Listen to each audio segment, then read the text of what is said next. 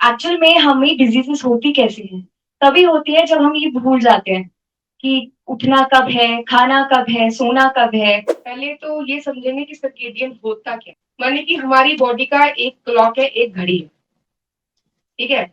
जो क्लॉक जो है प्रकृति के साथ साथ चलता है। जिस तरह से बाहर प्रकृति चलती है, दिन होता है, रात होता है, दिन है ना, सूर्य निकलता है, फिर सूरज छिप जाता है। तो उसके हिसाब से हमारी बॉडी की कुछ घड़ी की तरह चीजें सेट है।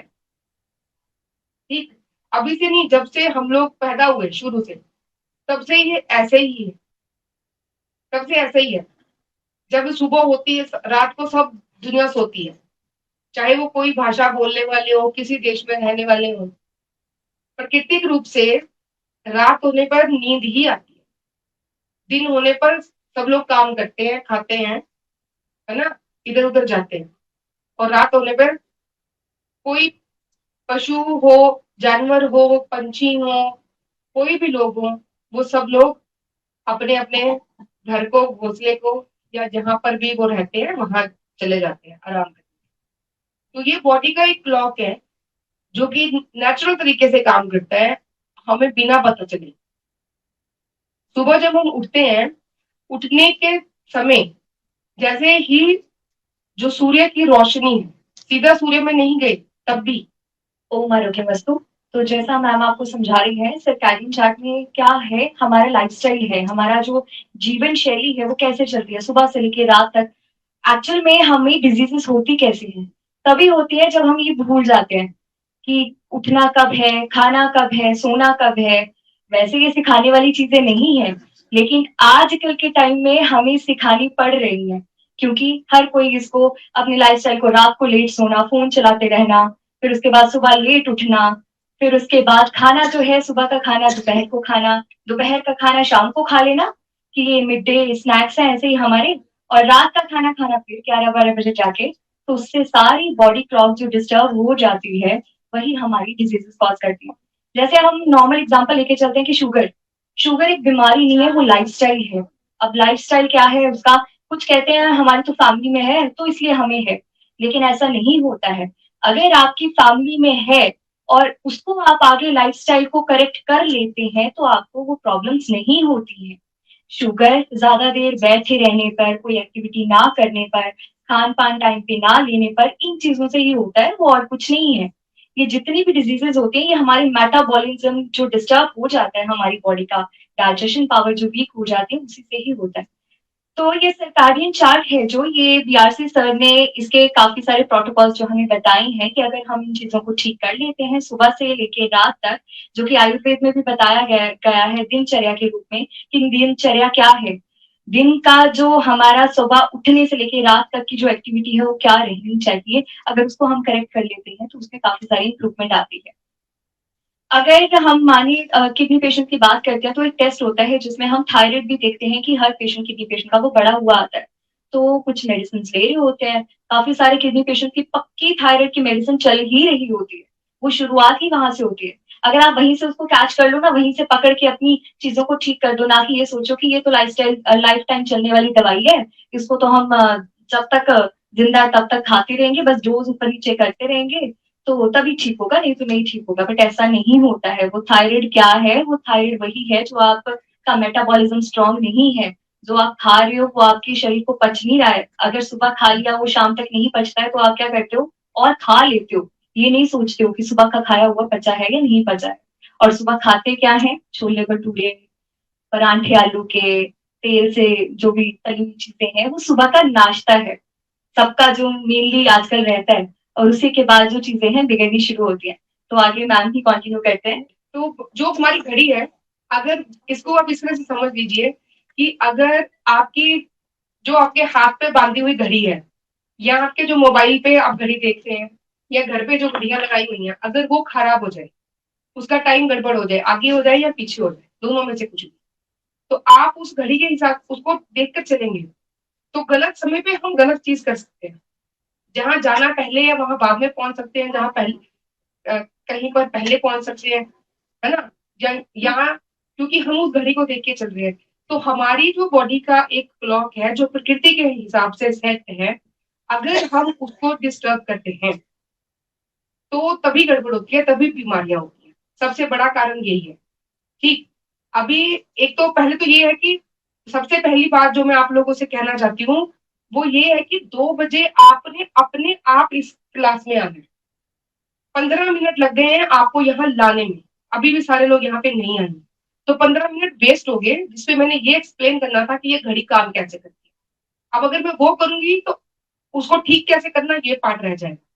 अब आप ये पहले मुझे बता दीजिए कि आप पहला पार्ट सुनना चाहेंगे या दूसरा। जब सूर्य उगते हैं सुबह, उस समय पर हमारे शरीर में चेंजेस आने शुरू होते हैं, अंदर से शरीर के अंदर बदलाव आने शुरू होते हैं। ठीक, दिन के बाद एक समझे रात हो जाती है, ये बीच में भी कुछ होता है। दोपहर तो दिन ही हो गया, तो दोपहर के बाद सीधी रात तो नहीं होती ना, एकदम से तेज रोशनी थी और एकदम से धूप अंधेरा हो गया, ऐसा होता है क्या? बीच में कुछ समय ऐसे होता है कि रोशनी कम हो जाती है।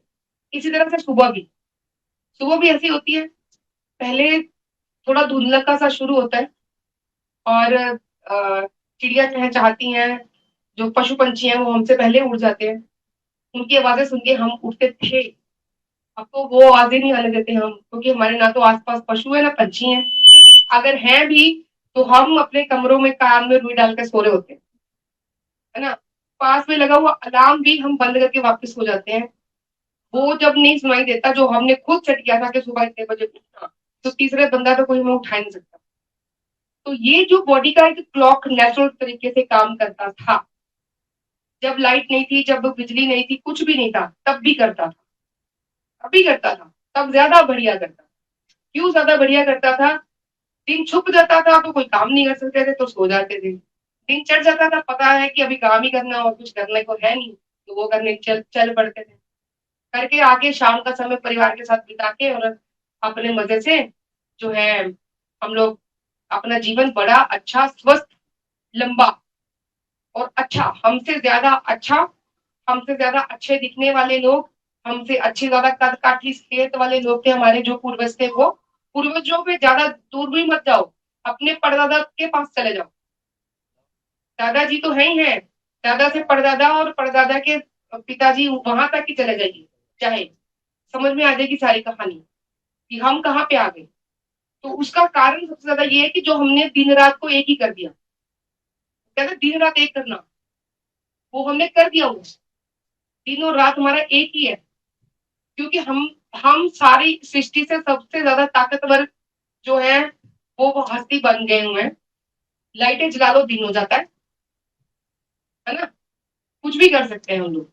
लेकिन उस कुछ भी करने के चक्कर में हम ये भूल गए कि ये जो अंदर का सिस्टम है वहां हम नहीं घुस सकते। हम बाहर का फिर भी कुछ अपने आसपास का वातावरण या उसको हम कंट्रोल कर सकते हैं, पूरी सृष्टि का नहीं कर सकते, पूरे ब्रह्मांड का नहीं कर सकते। और वहां को तो छोड़िए, अपनी बॉडी के अंदर का आप अपने दिल की धड़कन रोक के दिखाओ, सांस रोको पहले तो सारे लोग, देखो जरा कितना टाइम रोक सकते हैं, कितना समय तक कोई सांस रोक सकता है? रोक सकते हैं क्या?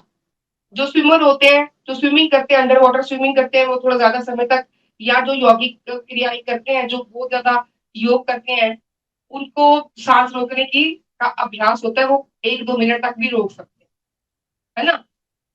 लेकिन हमारे बस में इतना भी नहीं है कि हम अपनी सांस को थोड़ी देर रोक के रख सके, या फिर दिल को बोले कि धड़को मत, ठीक है, या हमने अपने खून के दौरे को कुछ समय के लिए रोक ले, इतना नहीं कर सकते हम अपने साथ, और चले हम पूरी सृष्टि को के ऊपर कब्जा करने, है ना। तो ये जो प्रकृति के साथ जो हमारी बॉडी का नेचुरल एक बैलेंस था, आप जो लोग साइंस पढ़े हुए हैं या जो पढ़े लिखे हैं, उनको एक बात और ज्यादा अच्छे से समझ में आ जाएगी कि हमारी बॉडी में अलग अलग तरह के हार्मोन होते हैं जो अलग अलग तरह के काम करवाने के लिए हमारी बॉडी उसको समय समय पर छोड़ती है, ठीक है। जैसे कि थायराइड ग्लैंड का एक हार्मोन है, ठीक है, ओवरीज का एक हार्मोन है, इंसुलिन भी एक हार्मोन है, इस तरह से करके, है ना। ये जो सारी चीजें हैं ये टाइम टू टाइम जब जरूरत है उस समय बॉडी छोड़ती है। तो जब हम सोते हैं, हमें सुलाने के लिए एक हार्मोन एक्टिव होता है जिसका नाम है मेलाटोनिन। वो कैसे बनना शुरू होता है, बॉडी को कैसे पता चलता है आप ये करना है। यहाँ अंदर ये जो इतना अलग एक डिब्बा ऊपर लगा हुआ है हमारे, इसके अंदर एक कंट्रोल पैनल है, एक वहां पे एमसीबी लगे हुए हैं अलग अलग, इसका चढ़ा दो इसका गिरा दो, इस तरह से समझ लो, ठीक है। उसको बोलते हैं सुप्राकियास्मेटिक न्यूक्लियस यहाँ पे अंदर। तो जब लाइट को हम परसीव करते हैं, जब हमारी आंखें बंद है, खुली है, अंधे हैं या देख सक रहे हैं, दोनों तरीके से, वो जो रिसेप्टर्स है हमारी बॉडी पर, उससे सिग्नल जाता है वहां, ये दिन होगा, अब रोशनी हो गई, मतलब ये सिग्नल जाएगा, वो दिन की रोशनी है, सूर्य की रोशनी है कि हमने वहां पे एलईडी चला ली और वो सब चला लिया, हेलोजन लाइट चला लिए, वो चला लिया, है ना। तो वो बॉडी के लिए दिन हो गया, तो वहां से सिग्नल जाएगा कि काम करना है, काम करने वाले सारे सिस्टम को चालू करो फटाफट से। तो वो कोर्टिसोल रिलीज करेगा। कोर्टिसोल्स होते हैं जो कि हमें एक्टिविटी में लगाते हैं, जो हमें काम करने के लिए जरूरी है, कुछ भी करने के लिए, उठने के लिए भी, यहाँ तक कि बिस्तर छोड़ते हैं, इस तरह से सुलाने के लिए। जब लाइट कम होती है तो फिर सिग्नल जाता है कि भैया रात होगी, छुट्टी का टाइम हो गया, सो जाओ, ड्यूटी खत्म, इस तरह से करके।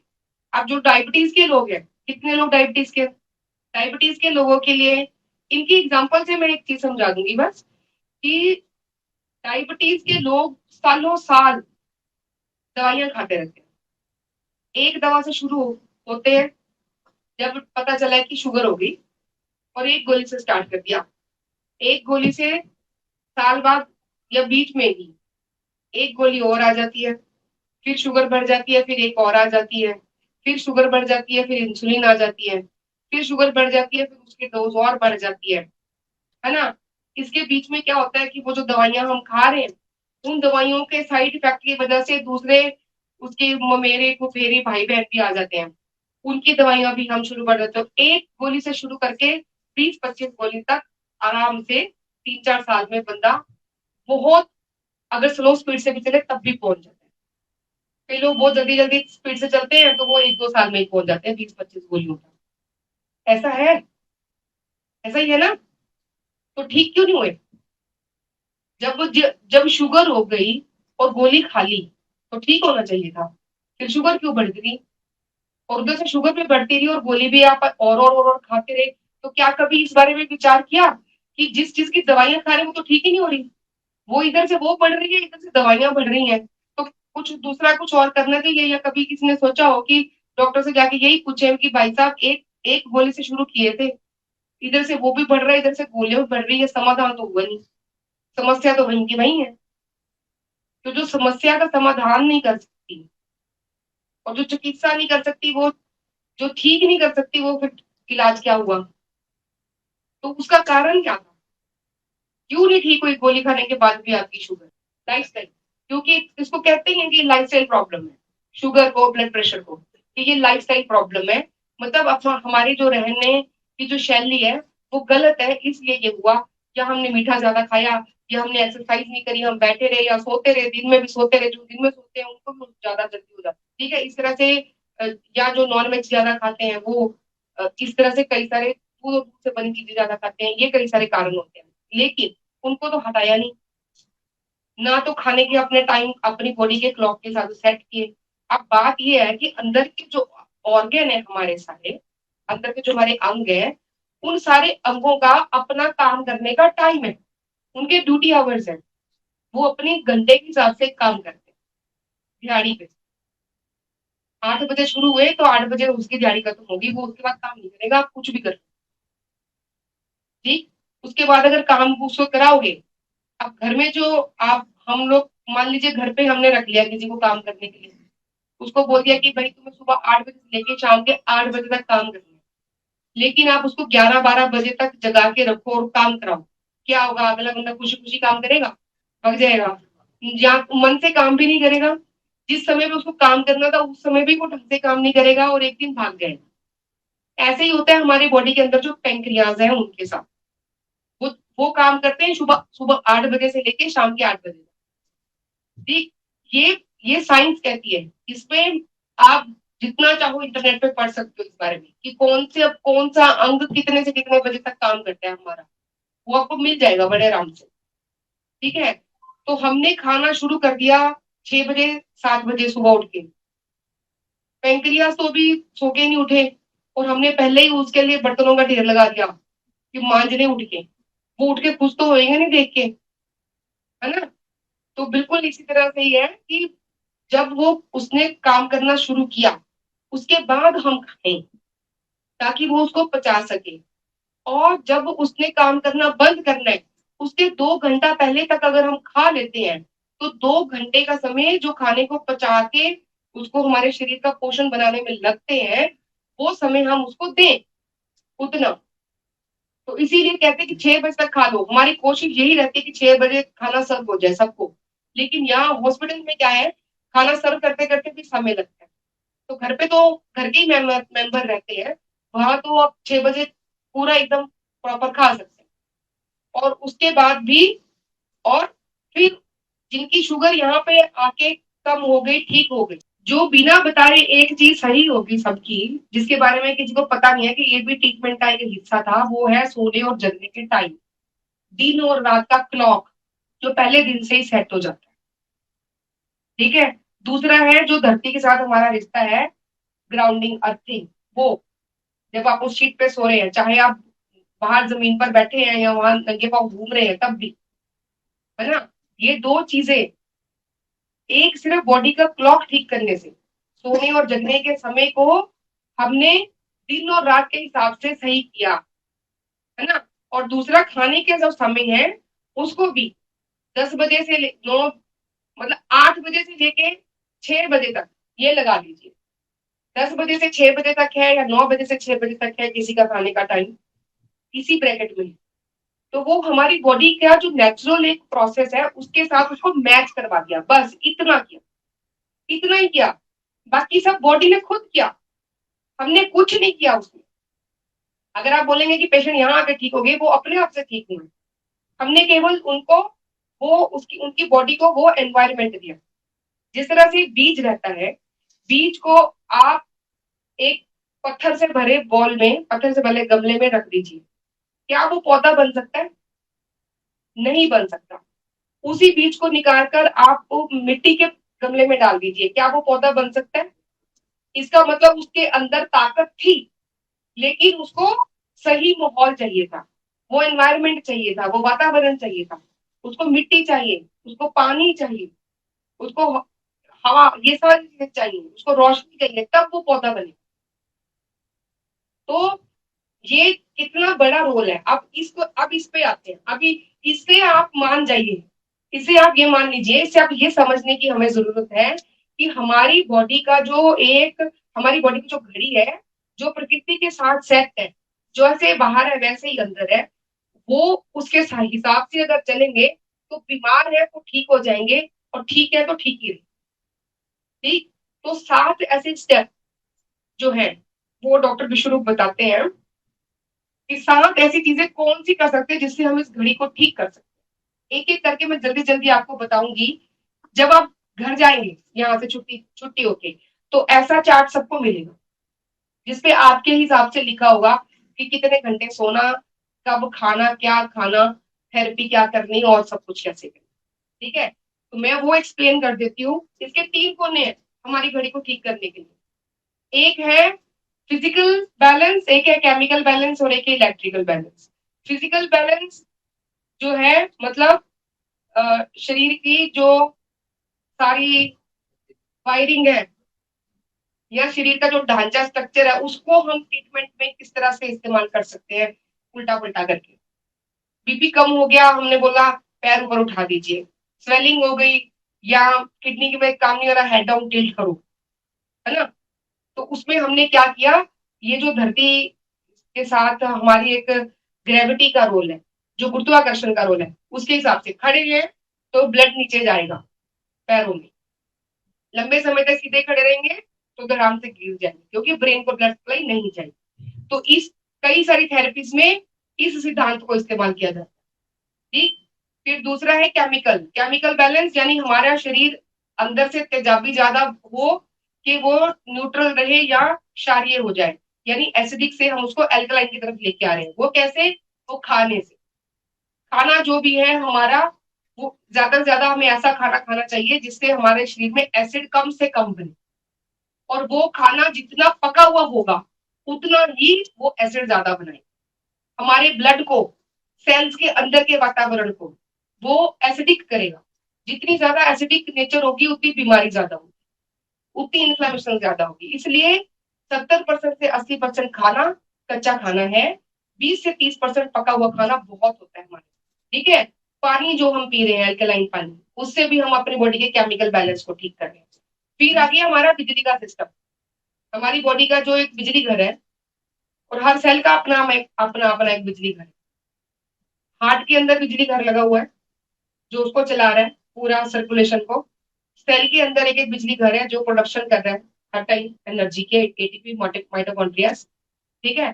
तो इसको कैसे करेक्ट रखना, और फिर जो हम लोग सारा दिन गतिविधि करते हैं उस चक्कर में जो हम फ्री रेडिकल टॉक्सिन्स हमारी बॉडी से निकलते हैं, फ्री रेडिकल्स, जिसके लिए एंटीऑक्सीडेंट्स खाते फिरते हैं हम, उसको ठीक रखने के लिए जरूरत क्या थी? पैरों से चप्पल निकाल दो, कोई भी फर्श के ऊपर हमने कुछ बिछा रखा उसको भी निकाल दो, और सीधा धरती के साथ जुड़ जाओ। उससे हमारा इलेक्ट्रिकल बैलेंस ठीक होता है। कैसे? हमारे शरीर में ताकत है बाहर से किसी भी चीज से सोख लेने की। आप एक, है ना, पानी में बहुत ज्यादा देर काम करें, ये तो देखते हैं ना, उंगलियों की शक्ल अलग हो जाती है। नीम करेला थेरेपी कौन कौन कर रहे हैं? नीम करेला थेरेपी, नीम और करेले के घोल में पैरों को मसले, उसमें क्या करते हैं? उसमें खाली वो उसमें पैर डाल के बैठना है, उसे पैरों से मतना है उसको, नीम और करेले को, और शुगर कम हो रही है। कैसे हो रही है बताओ? क्योंकि हमारी चमड़ी में ताकत है सोख लेने की। ठीक ऐसे कर लिया। तो धरती पर भी जब हम नंगे पांव खड़े हैं, या हम पेड़ पर भी बैठे हैं, किसी पेड़ पर भी बैठे हैं, वो भी तो जमीन से जुड़े हुए हैं ना, तब भी हम अपने शरीर का बिजली का सिस्टम है उसको सही कर रहे हैं। ये समझ लो, एनर्जी का आदान प्रदान होता है हमारी बॉडी में से और धरती के बीच में से। साइंटिफिक भाषा में समझना चाहो तो हमारी बॉडी पे नेट चार्ज है पॉजिटिव। धरती से हमें इलेक्ट्रॉन चाहिए, तब इसे न्यूट्रलाइज करेंगे, इसको 0 वोल्ट करेंगे। 0 वोल्ट करेंगे तो इन्फ्लामेशन कम होगी, ऑक्सीडेटिव स्ट्रेस कम होगा, तो बीमारी कम। ये सिद्धांत है इसके पीछे, जो लोग साइंस समझना चाहते हैं। जो लोग साइंस नहीं समझना चाहते वो प्रकृति की भाषा समझिए, कि प्रकृति के हिसाब से अगर हम जमीन पे के साथ जुड़े रहेंगे, जमीन अपनी तरफ हमें रखेगी तभी सही है, नहीं तो हवा में फेंक देगी तो पता नहीं किधर जाके गिरेंगे। ठीक है ना। चलिए एक एक करके इन सारे स्टेप्स को करते हैं। सबसे पहला है स्लीप एज मेडिसिन, या लाइट एज मेडिसिन जिसको आप कह सकते हैं। नंबर 1, लाइट के हिसाब से अपना सोने जगने का जो सिस्टम है उसको करेक्ट करके रखना, उसको करेक्ट करके रखना। वो है, पहला है कि आपको, अगर आप 60 साल से कम उम्र में हैं तो 7 से 8 घंटे की नींद बहुत जरूरी है। 9 घंटे तक बोला मैं तो फिर भी 8 ही कह, ठीक है। दूसरा है, अगर आप जो है यंग एज में है, 40 से भी कम है, तो 8 से 10 घंटे सोएं। ठीक। जितना ज्यादा कम एज में है, बच्चे हैं तो 9 से 11 घंटे। बिल्कुल नए जो पैदा हुए बच्चे हैं वो बहुत ज्यादा सोते हैं, उनका सोने का समय ज्यादा होता है और उठने का कम होता है। ठीक है। तो इस तरह से अपनी उम्र के हिसाब आपको ये बता के भेजा जाएगा, और मैं सिर्फ ये समझा रही हूँ कि किस लिए इसको करना। इसके लिए ये देखिए, इसके नीचे लिखा हुआ है कि जब सोते हैं तो सोने से पहले क्या लिखा हुआ है? लाइट जो है 50 लक्स होनी चाहिए। अब ये कैसे समझ में आएगा? अपने फोन पर लाइट मीटर या लक्स मीटर डाउनलोड करो। जैसे हम लोग कद मापते हैं, इतने फुट, इतने इंच, भार मापते हैं इतने किलो, ऐसे ही लाइट को मापने के लिए लक्स जो है एक यूनिट है, उसका एक माप है कि कितनी लाइट है। इसको कैसे पता चले? पहले हम सोते थे तो 0 बल्ब लगा के सोते थे, रात को बाथरूम में जाते थे वहां पर भी 0 का बल्ब लगा होता था, और उससे आने वाली रोशनी बहुत कम होती थी, खाली इतनी होती थी कि कहीं ठोकर ना लगे रास्ते में, इतनी होती थी, है ना। लेकिन इतनी नहीं होती थी कि बॉडी को लगे कि दिन हो गया और उसके बाद में नींद आई ना। आजकल हम ऐसे ही करते हैं, हम सबसे पहले आंख खुलते ही बेड साइड बटन लगा है, चक लाइट जला दे, जो सो रहे हैं उनको भी उठा दो, क्योंकि मुझे वॉशरूम जाना है। पहले तो आंख बंद किए कि बाथरूम गए, तो करके आकर सो गए, और सुबह उठ के याद भी नहीं है कि राजकोट के गए थे, किधर को गए थे, ये भी नहीं याद है ना। आते ही वापस सो जाते थे। अभी ऐसा नहीं है। तो ये इनके फोन पर आप ये देखिए, ये लक्स मीटर है, मैं नीचे करके दिखा रही हूँ, तो इस पे 40, 39 ऐसे करके आ रही है। जैसे जैसे मैं इसको ऊपर करूंगी, या ये जो पीछे से लाइट का सोर्स आ रहा है उसकी तरफ अगर मैं इसको करूंगी, तो ये बढ़ रही है। तो जैसे हमारे चेहरे के पास हम लाइट लेके आते हैं, तो ऐसे ही हमारे जो सेंसर लगे हुए हैं वो माप लेते हैं कि कितनी लाइट आ रही है। ठीक है, आप अपने कमरे की लाइट इससे देख सकते हैं कि कितनी है और मुझे कितनी चाहिए। दिन में हमें कम से कम एक कम से कम 1000 लक्स, 1000 लक्स लाइट चाहिए होती है, जो कि अगर आप खिड़की के पास बैठेंगे तब आएगी। अगर आप बाहर तेज मतलब आप रोशनी में जाते हैं, मैं सूर्य में जाने की बात नहीं कर रही, धूप में जाने की बात नहीं कर रही, अगर आप तेज रोशनी में हैं बाहर, तो 10,000 से ऊपर रहेगा। 1 लाख लक्स तक होगा अगर आप धूप में करें, तो वो भी सोने से 2 घंटा पहले लाइट को इतना डिम कर देना है कि वो 50 से ज्यादा ना हो। 50 लक्स ये आपके जो फोन पे आ रहा है। ठीक है, इसको नहीं भी देखना है तो भी वो छोटा सा बल्ब अगर जल रहा होगा, तो वो इतना ही होगा। उससे क्या होगा, धीरे धीरे करके बॉडी के सिस्टम अपने आप अपना अपना काम खत्म करके छुट्टी पे चले जाएंगे, और हमें समय से नींद आ जाए। और इसी तरह से ही आपको कम से कम एक जो 1000 लक्स की सूर्य की रोशनी में कम से कम 3 घंटे जरूर बिताने हैं, और 10,000 लक्स में कम से कम आधा घंटा, अगर हम चाहते हैं हमारी बॉडी, हमारी हड्डियां मजबूत रहे, जिनके कैल्शियम कम है, विटामिन डी कम है, खास करके उन लोग। ठीक है, उसके बाद जैसे हमने पहले डिस्कस कर लिया कि रात को या तो आप 0 वोल्ट शीट पे सोए, या आप दिन में कम से कम 20 मिनट या 1-2 घंटा जितना भी आप बिता सकते हैं, नंगे पांव जमीन पर रहिए, नंगे पांव घास पर चलिए। उससे जो है इलेक्ट्रिसिटी एज मेडिसिन काम करेगा। ये दूसरा स्टेप हो गया। पहला लाइट एज मेडिसिन, दूसरा बिजली दवाई के तौर पे हम कैसे इस्तेमाल करेंगे अपनी बॉडी की बिजली कलेक्ट करके। ठीक, तीसरा है वाटर एज मेडिसिन। तो इसमें क्या करना है आपको, ये जो 2 मटके और 3 मटके वाला सिस्टम है, या तो ये लगा लीजिए लिविंग वाटर बनाने के लिए, लिविंग वाटर बनाना है, ताकि वो चलता रहेगा। वो जब चलता रहता है, जब पानी चल रहा है, आपको ध्यान में है ऐसे करके पानी किया जाता था लोटे से, ऊपर से धार में आए पानी, है ना। तो वो चलते, जब पानी चलता है तो उसका स्ट्रक्चर बदल जाता है, उसका रूप बदलता है अंदर का। उसके साथ वो हमारे जो सेल्स के अंदर का साइटोप्लाज्म है, जो हमारा जो जीन्स है उसके अंदर का जो साइटोप्लाज्म है, उसके साथ मैच करता है। दूसरा ये कि जब हम उसमें ये पत्थर, रेत, ये कोयला, मोरिंगा के सीड, ये सब चीजें डालते हैं, तो उसमें वो सारे पोषक तत्व आते हैं पानी में, जो झरने या नदी के पानी में होते हैं, तो वो भी हमें मिलते हैं। तो ये जो 2 या 3 मटके वाला सिस्टम कोई भी आप बना लीजिए, पूरा इंटरनेट भरा हुआ है। आप 2 मटके वाला सिस्टम, 3 मटके वाला सिस्टम सर्च करके लिविंग वाटर बनाए, घर पे रखें, उसकी वजह से पानी पिए। उससे हमारे शरीर की तेजाबीपन कम होगा, और वो सारे गुण हमें मिलेंगे जो पानी से मिलने चाहिए। ठीक है, जिसके लिए हम बाद में कैप्सूल खाते हैं, है ना। एनीमिया हो गया, मान लीजिए खून कम हो गया, खून कम होने में पानी का भी बहुत बड़ा रोल है, क्योंकि बहुत सारे मिनरल्स, खनिज उसमें पानी में रहते हैं, जो वो हमारा शरीर उनसे लेके अब खून बनाता है। तो इसलिए उसका भी सही होना बहुत जरूरी है। तो आप इनमें से किसी भी तरह का पानी ले सकते हैं। हिमजिल एक ब्रांडेड सिस्टम है, ऐसे ही 3 मटके वाला, और एक रोबोट सिस्टम है, ये एक मशीन है। इस तरह से आप आराम से अपने मटके वाला पानी बनाइए और पीजिए। और लिविंग वाटर जो आपने कुकिंग वाली क्लास में सीखा होगा कैसे बनाते हैं, सिखाया था लिविंग वाटर, और सॉरी एल्कलाइन, एल्कलाइन वाटर, उसमें वो नींबू, तड़के वाला पानी बताते हैं डॉक्टर साहब, तड़का लगा के, हाँ बस वो दोबारा समझा दीजिएगा। उसके बाद आ गया डाइट। डाइट, डीआईपी डाइट के बारे में कौन कौन लोग जानते हैं क्या होती है डीआईपी डाइट? डीआईपी इसका मतलब क्या है, डॉक्टर बीआरसी ने बताई। डिप डाइट या डीआईपी डाइट करके ये फेमस है, इसको कहते हैं। इसका मतलब क्या है? इसका मतलब है डाइट, मतलब discipline and intelligent person peoples diet. जो लोग डिसिप्लिन है, अनुशासन से चलते हैं और समझदार हैं, उन लोगों के लिए ये इस तरह का खाना है, वो तभी खा सकेंगे। या फिर इसको खाने लग जाएंगे तो वो बन जाएंगे, ये दोनों डिसिप्लिन भी और इंटेलिजेंट भी, दोनों तरह से ही है। तो डीआईपी डाइट में पहले फल खाना है, फिर खाने के टाइम पर भी पहले कच्चा खाना है, फिर पका खाना है, प्लेट 1 और प्लेट 2 इस तरह से करके, ठीक है।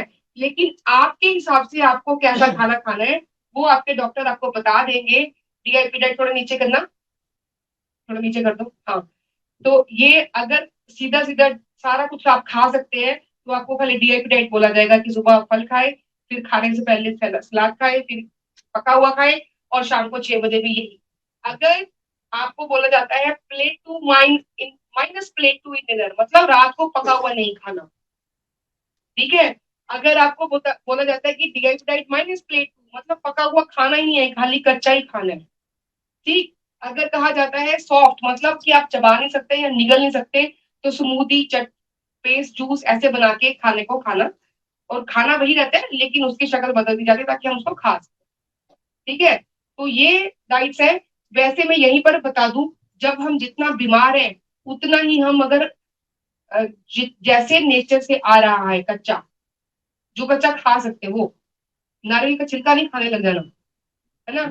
तो वो खाना जैसे है वैसे ही अगर हम खाते हैं तो वो हमें जल्दी ठीक करता है, ठीक है। इसके अलावा काढ़ा एक दिया जाता है जिनको जरूरत है, उनको जाते समय भी आपको बता के भेजा जाएगा वो। फिर juice, green juice, red juice, ash gourd यानी कि जो पेठा रहता है सफेद वाला, कुष्मांड भी बोलते हैं उसका, और आंवला जूस। तो ये इनमें से कुछ एक जूस कितना लेना है ये भी आपको बताया जाएगा जब आप जाएंगे उसके पहले। यहाँ पे टिक किया जाएगा कि आपको ये लेना है, 100 लेने का, 150 लेने का, 250 लेने का, ये आप डॉक्टर आपको बता देंगे, ठीक है जी। उसके बाद आ गया ग्रेविटी। ये न्यूटन भाई साहब बैठे हुए थे एक दिन पेड़ के नीचे, कोई काम था नहीं, मेरे देश थे, आराम से बैठे थे, ऊपर से सेब नीचे गिरा। उन्होंने सोचा कि भैया सेब नीचे ही क्यों गिरा, ऊपर क्यों नहीं उड़ गया। वहीं से सारा शुरू हुआ।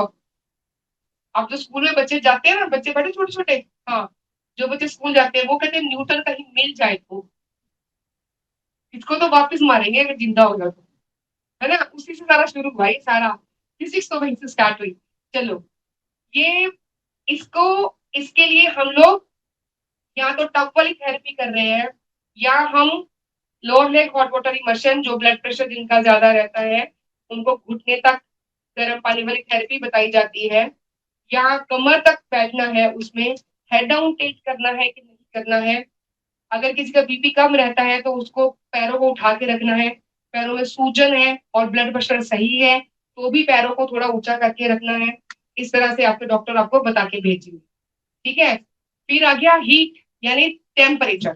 टेम्परेचर से कैसे ट्रीटमेंट होता है, एक तो गर्म पानी में जब हम बैठ रहे हैं उस समय भी, और दूसरा जितनी भी पंचकर्म थेरेपी है उसमें सब कुछ गर्म ही है, कुछ कुछ लेप या कोई कोई चीज ठंडी रहती है, या नॉर्मल टेम्परेचर पे। नहीं तो ज्यादातर या तो भाप दे रहे हैं, या कोई काढ़े से सिकाई कर रहे हैं, या कोई गर्म लेप लगा रहे हैं, या गर्म तेल से मालिश कर रहे हैं, ऐसा ही है ना। अब मुझे ये बताओ कि कितने लोग ये जानते हैं कि जब हम कोई गर्म चीज इस्तेमाल कर रहे हैं ऊपर, उससे क्या होता है, कैसे ठीक करती है हीट हमें। देखिए, जब भी हम लोग टेम्परेचर बढ़ाएंगे, हीट बढ़ाएंगे, उससे क्या होगा, वहां खून का दौरा तेज होगा, ब्लड सर्कुलेशन बढ़ेगी। हाइपरथर्मिया से ब्लड सर्कुलेशन इंक्रीज होगा, और वहां पे न्यूट्रिएंट्स जल्दी जल्दी, मतलब जो पोषण है वो जल्दी जल्दी आएगा, और फिर उसको वहां पे इंफ्लेमेशन जो कम होगी हीट से, ठीक है। और तेल है तो वो तेल के अपने गुण रहते हैं, फिर जिन दवाइयों से उसको पकाया हुआ है उनका अपना असर रहता है। पहले हमने डिस्कस किया कि हमारी चमड़ी सबको सोख सकती है, एब्जॉर्ब कर सकती है, तो इसलिए एक समय तक 15-20 मिनट उसको अगर हम करते हैं एक जगह पे, तो वो वहां से दवाई देने का एक तरीका होता है, हर दवा को मुंह से नहीं दिया जाता, ठीक है।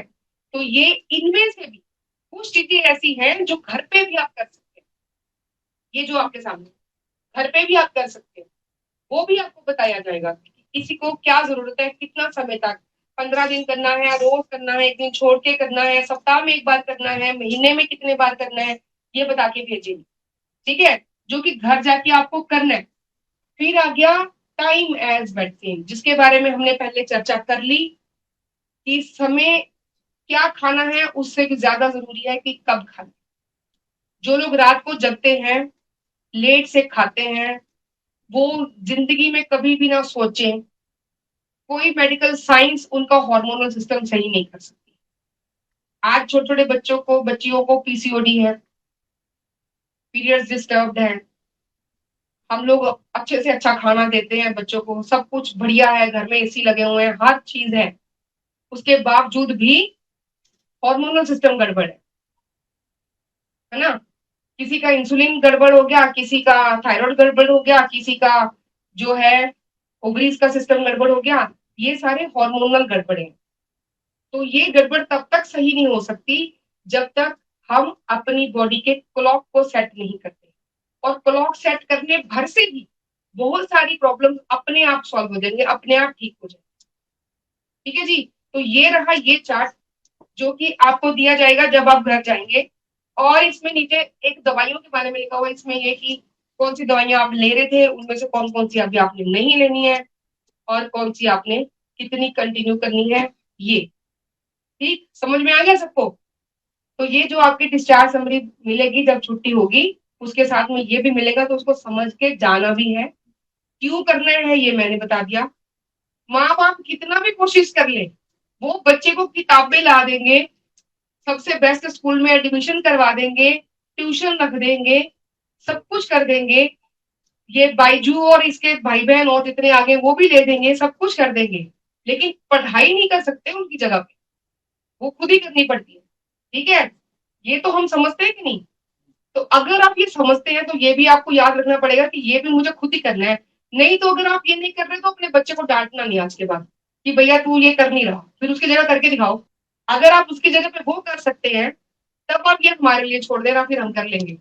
अगर आप वो कर सकते हैं तो आपको पूरा हक है कि दूसरे को भी आप बोले कि तू भी अपना काम कर, तेरे को ही करना पड़ेगा।